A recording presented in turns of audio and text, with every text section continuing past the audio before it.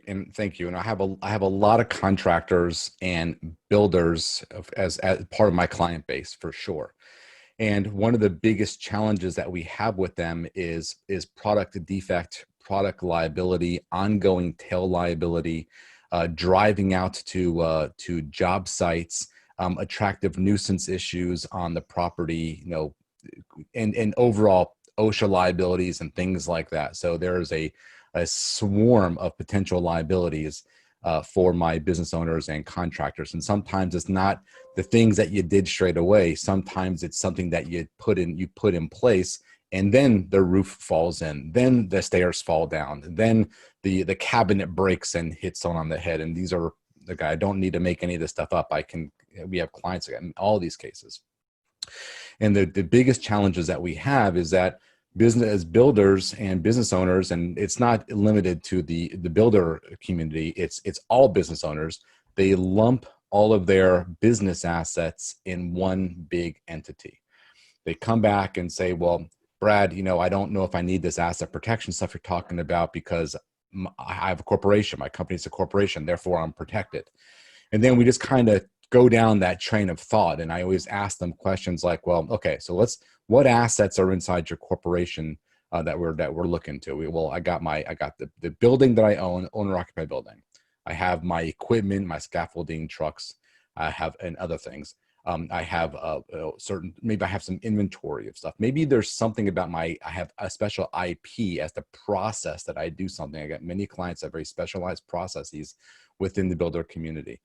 Maybe you have some cash reserves. I have many builders and contractors who take large sums of money because they need those funds to basically purchase the materials throughout the various phases of the whatever the contract is. So they have large cash reserves as operating expenses. And then I ask them, well, what else is inside that company? Well, inside that same company, Paul, with all of the assets, well, there's also all the employees. The guy or gal swinging the hammer. There's also the driver who's driving from location to location, bringing employees from point A to point B. There's supervisors. There's all kinds of employee and hour and wage related issues.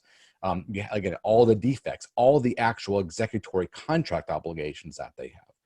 And so if you look at that, well, you have all the assets and all the sources of liability are tucked up inside the same entity.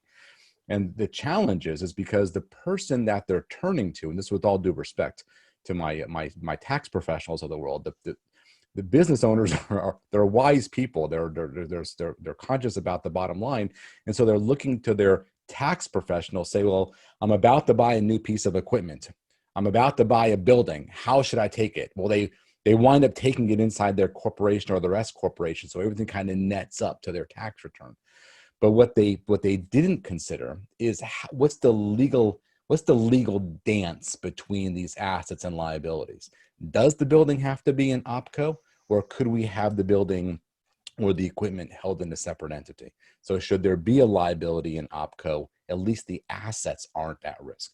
And we can do this, Paul, in a way where it does all kind of flow up to one giant 1120S tax return. That's an S corporation tax return. So I just say sometimes don't let the tax tail wag the legal dog. That's what I see specifically within this builder community. And so for any business too, you're saying that there's scenarios for any business with liability like this, not just builders, but also is there a difference between having an S corporation, an LLC? I mean, does that legal structure matter in a significant way? Yeah, it sure does. So there are huge differences between LLCs and corporations. And what I'll say is that it makes a difference as to who the creditor is. Because when you have an entity, you have what's called an internal creditor and you have an external creditor. Internal creditors are creditors that arise from the operation itself. And I just kind of gave you a bunch of examples of that. You have an employee, you have an injury, you have a roof fall in, you have a car accident. These are all things that are liabilities that are arising from the business enterprise itself. That's called an internal creditor. That creditor typically sues the company they're inside. LLCs And corporations are the same when it comes to that. So we're not looking at the internal perspective. Where LLCs and corporations make a huge difference is on the external side.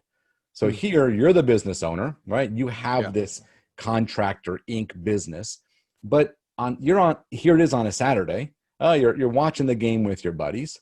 You drive down to the local 7-Eleven or whatever the quickie mart is there, and you're picking up some snacks and some chips, and you're coming back. Now, that has, Paul, nothing to do with the business of contracting whatsoever. This is purely a personal thing. And on the way back, you get into a car accident. You ran the red light, you're on your phone, whatever, and you get into a car accident. Now they sue you, the business owner. And they look to see, okay, hey, Paul, well, what are your assets? Well, I got my insurance issues. I got my house. I got my brokerage account. I got my retirement assets. I got my kids' 529 plans. Got to know. Oh, and by the way, I'm also the 100% owner of Contractor Co. That bangs out X amount of cash flow and has value in buildings and equipment. Is that low-hanging fruit for a creditor? Yes, that one is. So now that's where the difference is. Now we're on the outside looking in. This was not a liability that came up because someone used the wrong quality of concrete or metal or something like that in construction. Now the question is, what do you have as the owner that your personal creditor can take away from you? Now, corporations are defective in this area because corporate stock is personal property. And there's a thing called a turnover order. Creditor can grab the stock and they become the shareholder. And they vote the stock. And then, like I said, they can put themselves on the board of directors. They fire you as the president, and now they're actually operating Contractor Co. And then they have no interest, by the way, of doing that. What they want to do is they want to liquidate the assets, grab the assets on the inside, or they want to just threaten you with the idea of taking your stock. I always say they may have no interest, Paul, in running a contractor business, but you do. Right. And so remember what I said. Negotiating from a position of strength. But if someone's got your company and they're threatening you with your company, or they're threatening you with losing your house, you're going to roll over and scream uncle, and you've lost your negotiating position. Now, the difference now, to answer the final part of the question, is what about LLCs? LLCs set up in proper jurisdictions. Not all jurisdictions are the same. We are a country of 50 different states. I got 50 different state laws that I can look to, and we use typically about 5. I call them the Fab 5.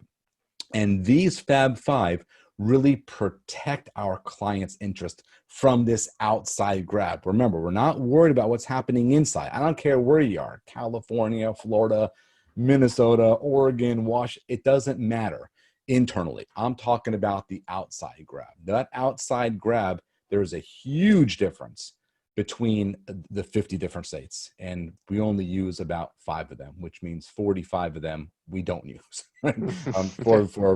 And that's the difference, Paul, between LLCs and corporations. So our job as asset protection advisors and helping them to structure the corporation or structure their business operations appropriately is we take a look at that. What is the source of liability?